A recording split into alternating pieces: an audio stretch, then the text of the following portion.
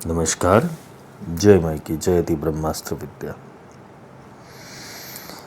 आज का जो विषय है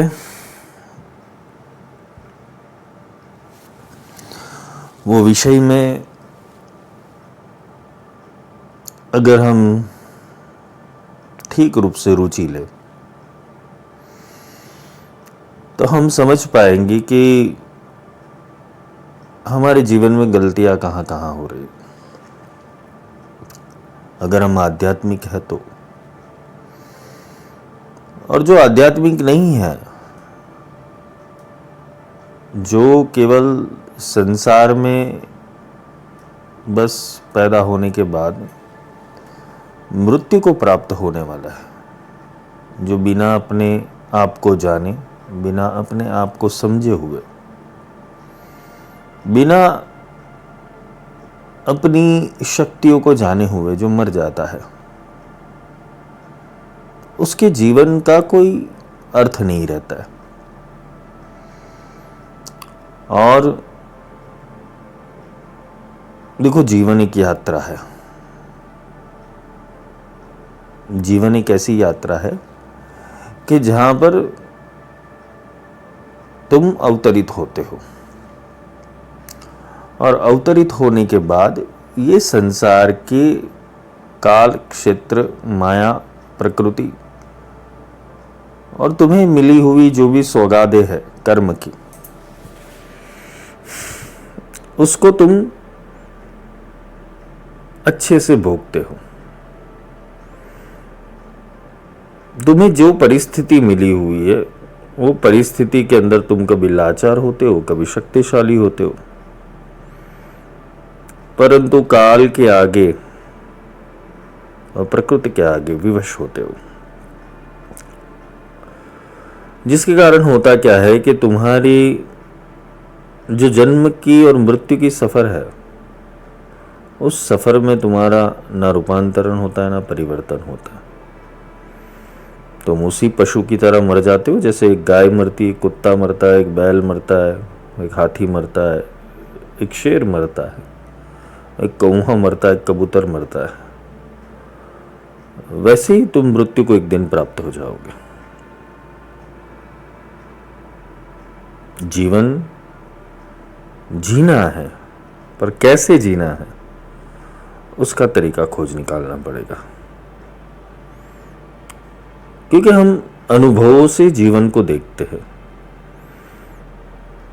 दो प्रकार के मनुष्य की गणना की गई है।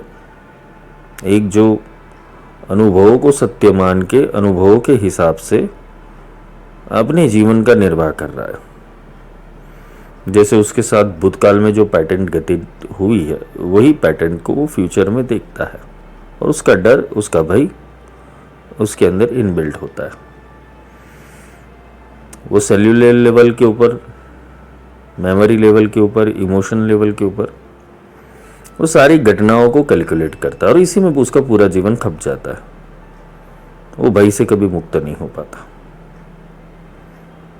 एक होता है थोड़ा बुद्धिजीवी, जो इन फाइल्स को क्रैक करता है, इन घटनाओं को क्रैक कर पाता है, और जब वो घटनाओं को क्रैक कर पाता है तब उसे पता चलता है कि मैं इन चीज़ों के लिए बना ही नहीं था, मैं इन विषय वस्तु के लिए बना ही नहीं था, मैं तो विकास के लिए बना था।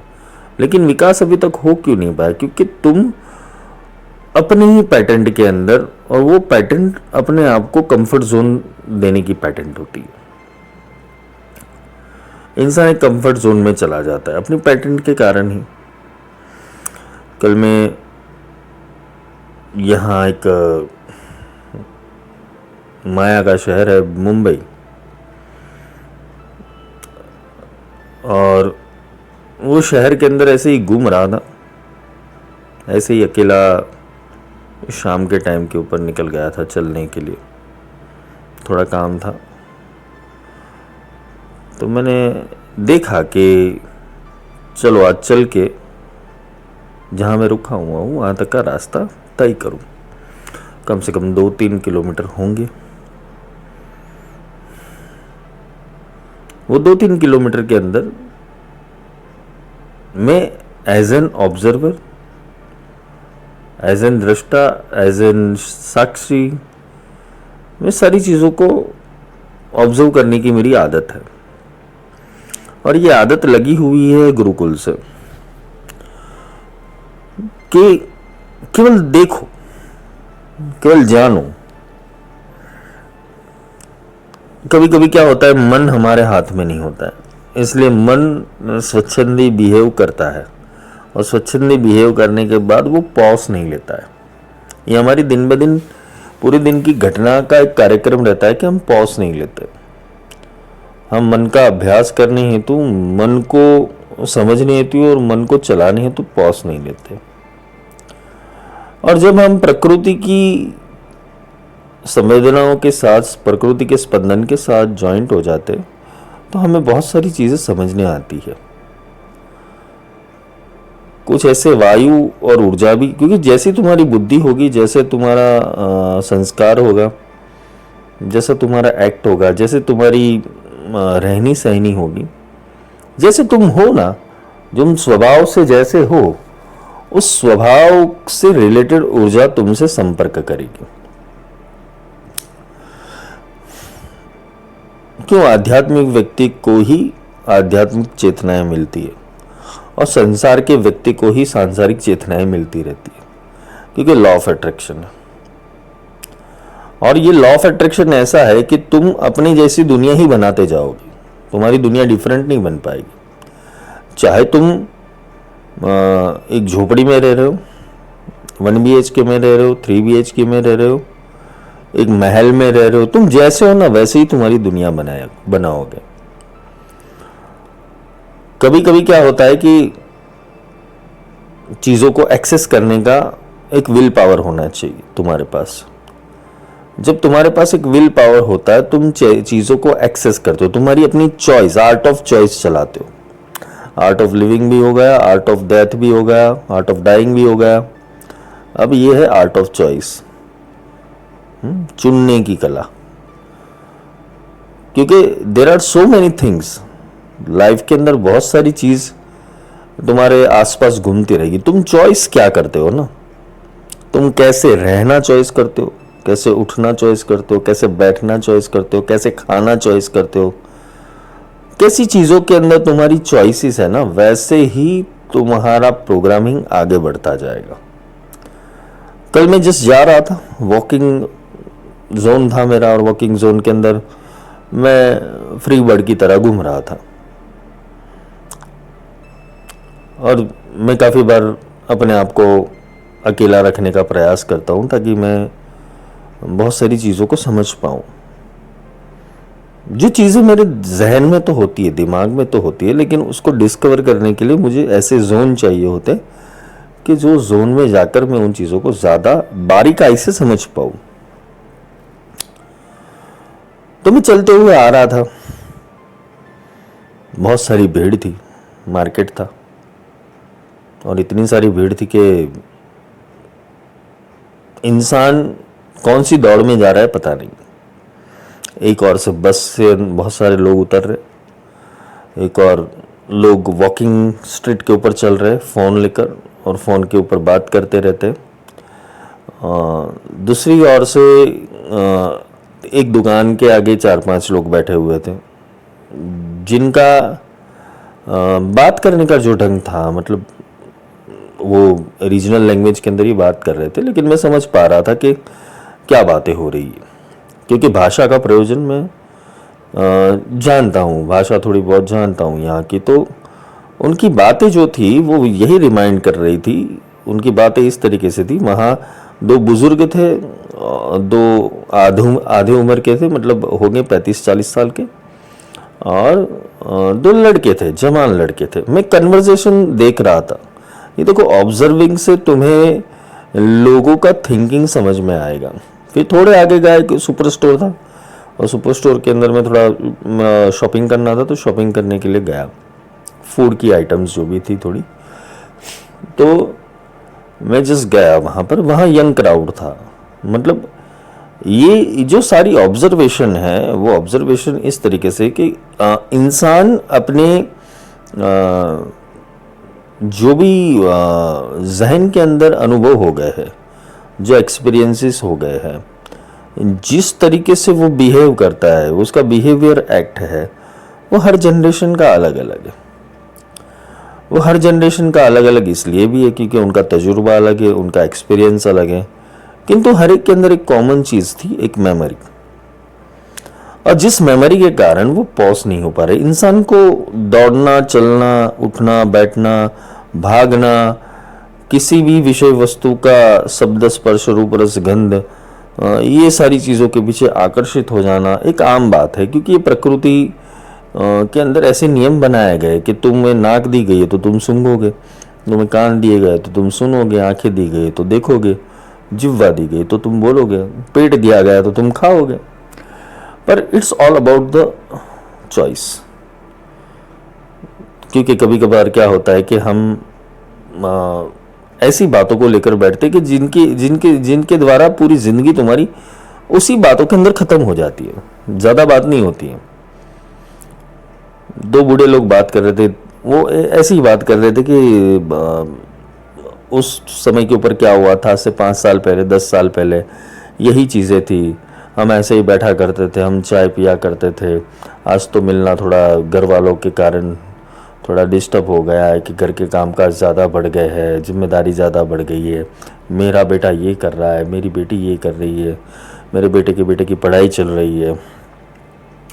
उससे थोड़ा आगे गया, आधेड़ उम्र का, वो लोग बातें कर रहे थे अपने बिजनेस से रिलेटेड, अपने काम से रिलेटेड, कि आज मेरे को ये ग्राहक मिला था, उस ग्राहक के साथ मेरा ऐसा सीन हो गया था। और उसने भी बोला कि हाँ यार, ये होता रहता है, काफ़ी बार मुझे भी परेशानी आती है। उससे आगे गया तो और वॉइस सुनने को मिली मेरे को, जिसके अंदर 2 यंग जनरेशन हाई गाइस और ये सारी चीज़ें कर रहे थे और एक दूसरे के कॉम्प्लीमेंट दे रहे थे कि आज तूने ये अच्छा किया, वो अच्छा किया। और जस्ट बिकॉज ऑफ कि बॉन्डिंग अच्छी थी तो वो लोग एक दूसरे को बोल रहे थे कि चलो आज रात को वापस मिलते, गेट टुगेदर करते। फिर उससे आगे गया, एक ऐसी जनरेशन थी कि जो जनरेशन बहुत हाइक के ऊपर है, मतलब जिनको शो ऑफ का बहुत दिखावा है, जिनको शो ऑफ करना ही पसंद है, मतलब होता कुछ नहीं है किंतु दिखाने की बहुत सारी रीति रिवाज उनको आते हैं। और ये चलो कल्चरल चीज़ें होगी। मैं जिस स्टेट से बिलोंग कर रहा हूँ, जो स्टेट यहाँ का है, कल्चरल डिफरेंस होगा, पैटर्न डिफरेंस हो गए, सारी चीज़ें डिफरेंट होगी। पर एक चीज़ देखी है कि इंसान हमेशा अपने आप को पावरफुल महसूस करवाने के लिए बहुत सारे प्रयत्न करता है, अपने आप को पावरफुल दिखाने के लिए बहुत सारी मेहनत करता है, अपने आप को स्मार्ट दिखाने के लिए बहुत सारी मेहनत करता है। और उसका लक अगर चल जाता है तो वो एक चाम बन जाता है। वो चाम के कारण वो चाम के अंदर भी फंस जाता है। और फिर वो चाम अगर उसका सीधा नहीं रहा, होता है ना कभी कभार क्या होता है, 5-10 साल के बाद चाम उतर जाता है, तो वो चाम सीधा नहीं रहता, तो उसके ऊपर उसका मेकअप चढ़ना शुरू हो जाता है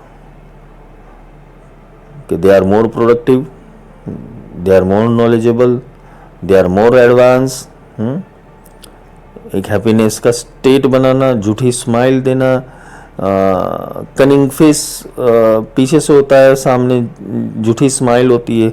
ये बहुत सारे कैरेक्टर और बहुत सारा मैकेनिज्म एक ह्यूमन माइंड के अंदर चलता रहता है। और किसी की साइकोलॉजी ये सी होती है कि वो चौराहे के ऊपर बैठकर पूरी जिंदगी वहीं निकाल देता है। 40 साल से वो वहीं बैठता है, रोज आकर सिद्धासन बना दिया है। ये तजुर्बा या तो एक्सपीरियंस शेयर करने का कारण ये था कि उसमें मैं क्या समझा, दुनिया तो ऐसी ही है। पर एज ए स्पिरिचुअल लीडर और जिस तरीके से मैं दुनिया को देखता हूँ, मैं सोचता हूँ कि अगर तुम इस तरीके से दुनिया देखोगे, ज़रूर नहीं कि मेरी दृष्टि सबको मिले, लेकिन प्रयत्न ये करता हूँ कि जितने शिष्य, जितना लोग सुनते हैं, वो लोग इस दृष्टि से दुनिया को देखना शुरू करें, ताकि तुम्हें भी पता चलेगा कि इतनी बेवकूफ़ी भरी चीज़ों के अंदर इंसान अटका हुआ है। जब अवेयरनेस नहीं होती, जब नॉलेज नहीं होता, जब अपने समय की वैल्यू नहीं होती, अपने चॉइसेस की वैल्यू नहीं होती इंसान की, तो इंसान अपना समय पूरा बर्बाद कर देता है। और वो हर पल बर्बाद करता है, वो हर एक दिन बर्बाद करता है, हर एक पल बर्बाद करता है, हर एक क्षण बर्बाद करता है। उसके पास दो ही उत्तर होते हैं। पहला उत्तर ये होता है कि मेरा भूतकाल ने मेरे को साथ नहीं दिया, और दूसरी बात है कि मुझे डर है कि मेरे भविष्य में ये वापस चीज़ें होगी। Get the point. दो ही चीज़ें होती है। मुझे भूतकाल में ऐसे एक्सपीरियंस हुए जिसके कारण मैं आगे बढ़ना नहीं चाहता, और भविष्य में अगर मेरे साथ ऐसा कुछ घटित हो गया तो मेरी हेल्प कौन करेगा।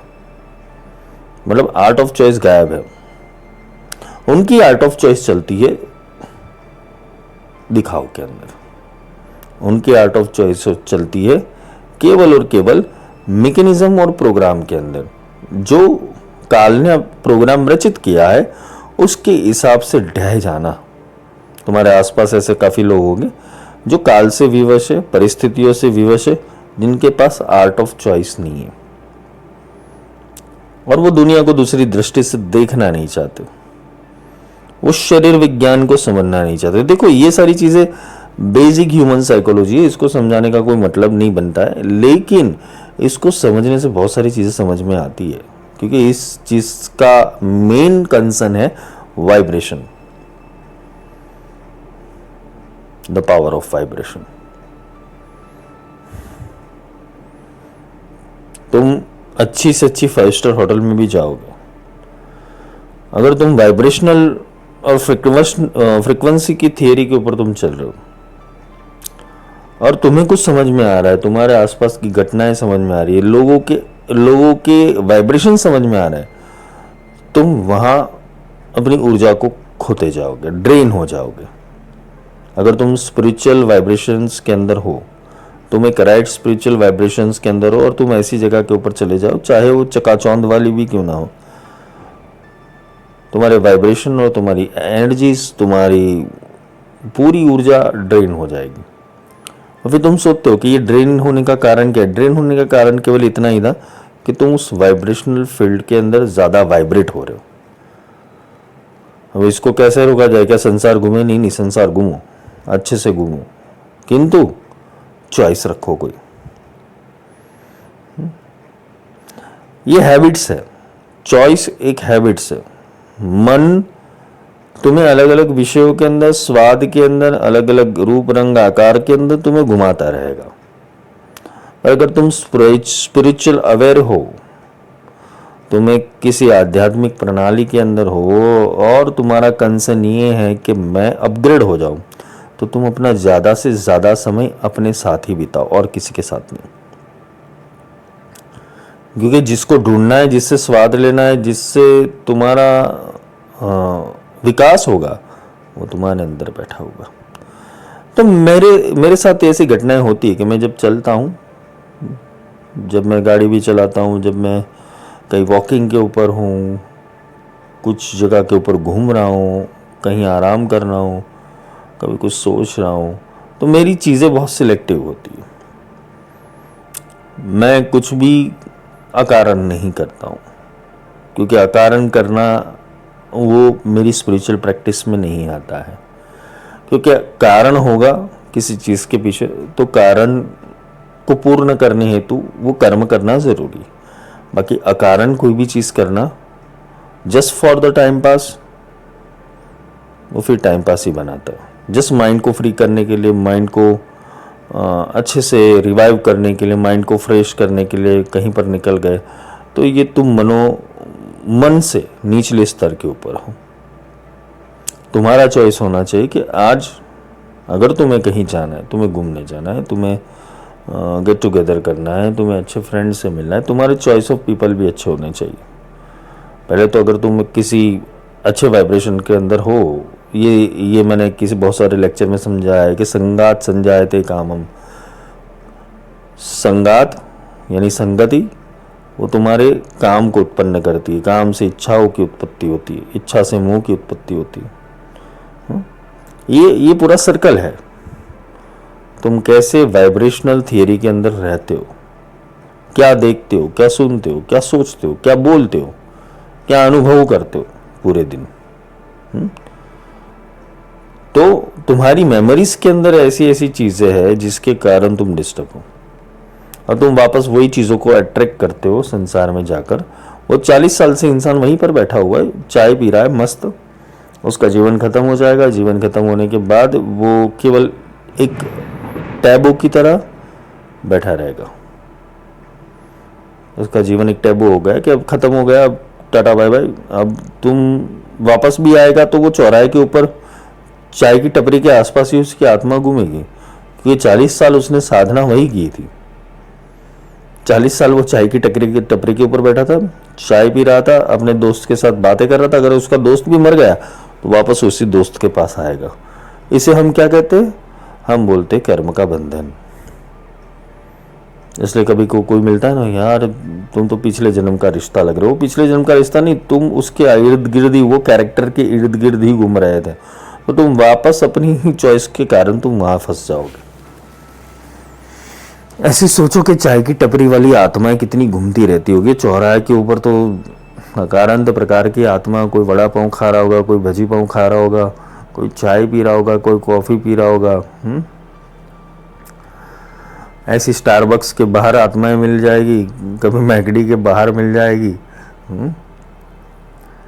कभी पाव भाजी के बाहर मिल जाएगी, कभी इडली सांभर के बाहर मिल जाएगी। इसे गुजराती में एक वर्ड कहते हैं भूखड़ी बारस।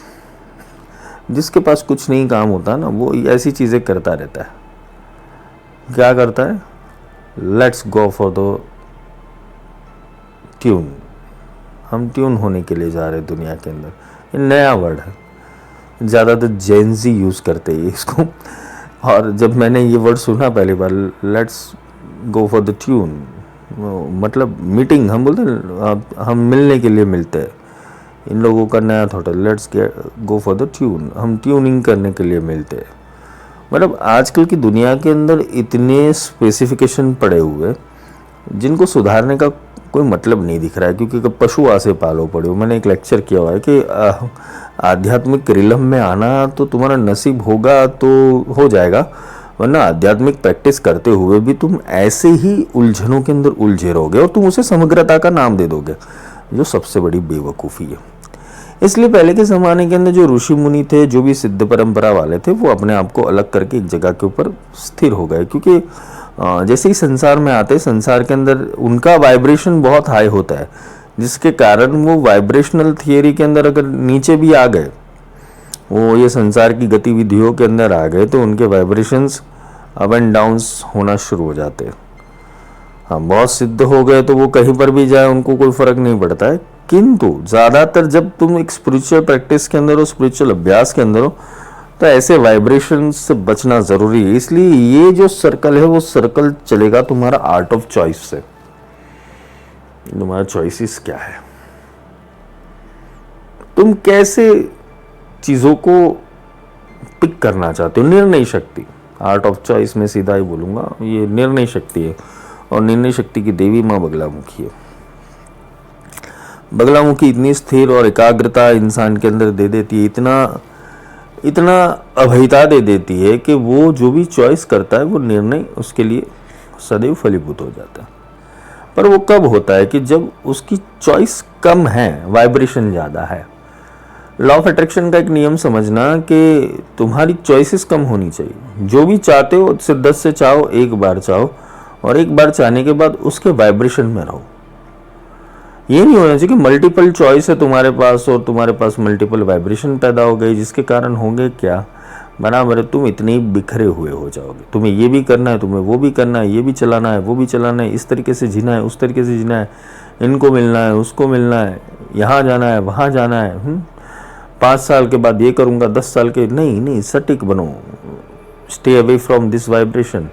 तुम्हें सटीक बनना पड़ेगा, तुम्हें एक लक्ष्य के ऊपर आना पड़ेगा। अगर तुम्हारी चॉइसेस कम है, हैप्पीनेस का गोल यही होना चाहिए कि तुम्हारी चॉइसेस कम होनी चाहिए और उसके वाइब्रेशन ज़्यादा होने चाहिए। यानी फ्रीक्वेंसी कोई एक होनी चाहिए और वाइब्रेशन उसके ही ज़्यादा रहने चाहिए, तो तब तुम्हारा रेडियो सही बजेगा। इसे ही गुरु परंपरा कहते हैं कि जब गुरु एक धारा में तुम्हें सब कुछ देते रहते, समर्थ बनाना शुरू करते, तब जाके वो एक वाइब्रेशनल फील्ड के अंदर बहुत सारी फ्रिक्वेंसीज आ जाएगी। अब यहाँ वाइस वर्सा चीज़ें समझना, क्योंकि मैंने वाइब्रेशनल थियरी और फ्रिक्वेंसी थियरी के अंदर भी बात की हुई है, लेकिन और डीप जाते ही इसके अंदर कि वाइब्रेशन वो शक्ति है और फ्रिक्वेंसी वो शिव है। मतलब कि जितनी फ्रिक्वेंसी कम और वाइब्रेशन ज़्यादा, उतनी चीज़ें जल्दी सफल हो जाएगी। इसलिए शिव एक है और महाविद्याएं 10 है। इसलिए शिव एक है और शक्तिपीठ 52। हर एक का कनेक्शन समझना, फ्रीक्वेंसी और वाइब्रेशन। कम फ्रीक्वेंसी रखो। आजकल का जो युग है उसके अंदर हम ज़्यादातर वर्ड्स यूज़ करते हैं कि मेरी फ्रीक्वेंसी नहीं मैच हो रही, मेरे वाइब्रेशन मैच नहीं हो रहे। मैं जब ये सब बातें सुनता हूँ तब लगता है कि ये बातें तो है ही ऑलरेडी शास्त्रों के अंदर, फ्रीक्वेंसी का मैच खाना और वाइब्रेशन का मैच खाना। ज़रूरी नहीं कि इंसान करोड़पति हो जाए, अरबोपति हो जाए, खरबोपति हो जाए उसके वाइब्रेशन से। ये नहीं, ये उनके वाइब्रेशन भी गलत हो सकते हैं। क्यों? क्योंकि अगर उनकी आदतें और उनकी चयन की जो चीज़ें हैं, उनकी चॉइसेस है, अगर वो ठीक ढंग से नहीं है और वो एक पशु जैसा व्यवहार कर रहे जीवन के अंदर, तो वो वाइब्रेशन और फ्रिक्वेंसी सही नहीं है। तुम्हारे पास बहुत सारा धन होना वो तुम्हारी समृद्धता नहीं है। तुम्हारे पास बहुत सारा नॉलेज होना वो तुम्हारी समृद्धता नहीं है। तुम जिस चीज़ को पकड़ते हो, वो चीज़ को कितना बेहतर बना सकते हो, वो तुम्हारी समृद्धता है। क्योंकि पैसा चला जाएगा, ज्ञान भी चला जाएगा, रहेगा तुम्हारी आदतें। और तुम्हारी आदतें तुम्हें वापस मजबूर कर देगी वापस जन्म लेने के लिए। ये आदत कर्म करवाती है, और ये आदत अगर इस जन्म में सुधरी नहीं तो अगले जन्म के ऊपर चाय की टपरी फिक्स है। और चाय की टकरी के ऊपर गोड़ बोले और सावंती जी दोनों मिल गए थे और दोनों बातें कर रहे थे कि मेरे बचपन में मैं ऐसा था, मेरे बचपन में वो वैसा था। वो दोनों ही बात कर रहे थे और चाय का एक नया विशेष रूप उनके सामने आ गया था, चॉकलेट वाला चाय। वो बोलते, गोड़ बोले तूने टेस्ट किया चॉकलेट वाला चाय? अरे नहीं यार, नया आया हुआ है, चलो अपन चाय पीते हैं। ये व्याख्या तुम्हारी अगले जन्म की भी हो सकती। चॉइस ये नहीं है कि जीवन के अंदर तुम चाय की टपरी पे बैठो या होटल ताज की चाय पियो। चॉइस ये नहीं कि तुम वड़ा पाव लारी पे खा रहे हो या वड़ा पाव किसी 5 स्टार होटल में खा रहे हो। चॉइस केवल इतनी है कि तुम किसकी संगति में हो। क्या तुम्हारा समय, तुम्हारा वैल्यूएबल समय, तुम्हारे जीवन का 1 घंटा जो तुम इन चीज़ों के अंदर बिगाड़ते हो, इसके अंदर तुम कितना प्रोडक्टिविटी को एक्सेस कर सकते हो, कितना तुम बदल सकते हो, कितना क्रिएटिव हो सकते हो, कितना ईश्वर के करीब जा सकते हो, कितना तुम अपने आप के करीब जा सकते हो, कितना ध्यान में प्रवेश कर सकते हो, कितना ज्ञान अर्जित कर सकते हो, कितनी कलाएं सीख सकते हो। कला सीखने के लिए मंदिर जाने की या पाठशाला जाने की या स्कूल जाने की या कॉलेज जाने की ज़रूरत नहीं है, ना कोई क्लासेस करने की ज़रूरत है। कला तुम्हारे अंदर इनबिल्ट है, तुम्हें प्रकट करनी आनी चाहिए। ये कला भी एक ध्यान है, कला भी एक ध्यान है। बस इस जीवन के अंदर एक विशेष तत्व है, जो विशेष तत्व का अर्थ यही होता है कि जीवन मिल गया है, सांसें आ रही है, जा रही है, आज है कल नहीं है, साथ केवल इतनी ही चीजें जाएगी, क्या क्या समझ के गए। और अवेयरनेस वाली बुद्धि हो जाएगी तो तुम यही फालतू के प्रपंच को लात मार के चले जाओगे, और अवेयरनेस नहीं हुआ तो ये फालतू के प्रपंच तुम एंजॉय करोगे। या तो पशु बन सकते हो या मनुष्य बन सकते हो, या तो मनुष्य बन सकते हो या देवता बन सकते हो, या देवता बन सकते हो या ब्रह्म बन सकते हो। हर स्टेज के ऊपर तुम्हें एक चॉइस मिलेगी। अभी चॉइस है कि पशु से मनुष्य बनने की, और तुम ढंग से मनुष्य बन गए तो यहां से चॉइस मिलेगी मनुष्य से देवता बनने की, और जीते जी देवता बन गए तो वहां से चॉइस मिलेगी ब्रह्म बनने की, और जीते जी ब्रह्म बन गए तो वहां चॉइस मिलेगी पर ब्रह्म बनने की। सृष्टि के कोर एलिमेंट को समझने का कितना सुंदर अभ्यास है। काफी लोग मूर्खतावश ये सारी चीजें नहीं समझते, क्योंकि बुद्धि नहीं जाती, मन नहीं जाता। मन इतना उलझनों के अंदर पड़ा है, डिस्टर्ब में पड़ा है, चित्र विचित्र हरकतों के अंदर पड़ा है कि तुम्हारा ध्यान ही नहीं लगने देगा। चलो तुम्हें प्रयास भी कर लिया कि 10 मिनट शांति से आज तो बैठूंगा ही, और 10 मिनट के अंदर 10 नए रोल संजीव कुमार के लेकर वो मन प्रकट हो जाएगा। कभी गोविंदा बनेगा, कभी गब्बर सिंह बनेगा, कभी नाना पाटेकर बनेगा, कभी चंकी पांडे बनेगा, कभी शक्ति कपूर बनेगा, कभी अमरीश पुरी बनेगा। अलग अलग रोल निभाएगा। ये मन का काम है रोल प्ले करना, और इस रोल प्ले से तुम्हें हटना है। तुम्हें अपने जैसे भी नहीं बनना है, ये भी समझ लेना। मैं जैसा हूं वैसा ठीक हूं, ये जो लेबल तुमने लगा दिया है ना, वो भी बहुत बड़ी भ्रांति है। ये मैं से छूटना है, क्योंकि ये मैं ही तुम्हारा स्वभाव बनाता है। मैं से दूर होने की सारी क्रिया है कि सारे ये घटनाक्रम जो मैंने बताया आपको, कि वो घटनाक्रम के अंदर सारे मैं से ही झगड़े हुए।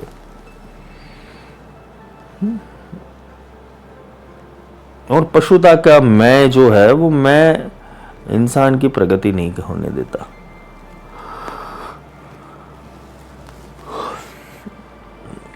फिर भगवान कभी पूछेगा, एक दिन तो पूछेगा। भगवान नहीं तो तुम्हारा आत्मा तुम्हें पूछेगा, भाई इतना समय दे दिया, किया क्या? कुछ नहीं। समय को व्यर्थ मत करो, क्योंकि समय आज के लिए ही मिला हुआ है।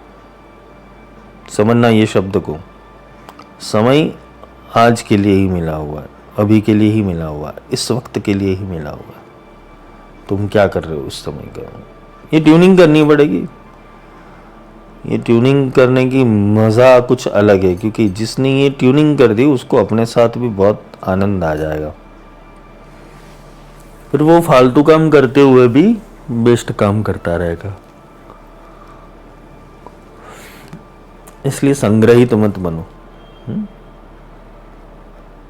वाइसनेस स्वभाव के अंदर होनी चाहिए, दिखावे के अंदर नहीं। जो दिखाव में वाइसनेस दिखाता है, उसके स्वभाव में कभी वाइसनेस आ नहीं सकती। वो निर्णय शक्ति तुम खो दोगे जब तुम अपने लिए चयन करोगे। जब तुम अपने लिए चयन करने जाते हो ना, तुम्हारे हाथ में कुछ नहीं आता। और अपने लिए चयन करने के लिए तुम्हें अपने जैसे के साथ ट्यूनिंग करना पड़ेगा, जो तुम्हारे जैसा हो। जैसे दो दोस्त एक दूसरे जैसे है तो 40 साल से चाय पे टपरी पी रहे, टपरी पे चाय पी रहे, चाय पे टपरी भी पी सकते हो लोग। किंतु अगर वो दोनों ही ज्ञानी, उत्तम ज्ञानी हो, तो ज्ञान विज्ञान के स्तर खोल सकता है। ज्ञानी से ज्ञानी मिले करे ज्ञान की बात, और गधे से गधा मिले करे लातम लात। तुम चॉइस क्या करते हो? वाइब्रेशन बहुत बड़ा गेम है, समझ लेना। क्योंकि तुम सोचते नहीं हो, तुम जो सोचते हो, तुम देखते हो, सुनते हो, बोलते हो, करते हो, फील करते हो, एक्ट करते हो, तुम्हारी आदतें सब वाइब्रेशन से बनी हुई है। क्योंकि प्रकृति है ना, सारी चीजें नष्ट हो जाएगी।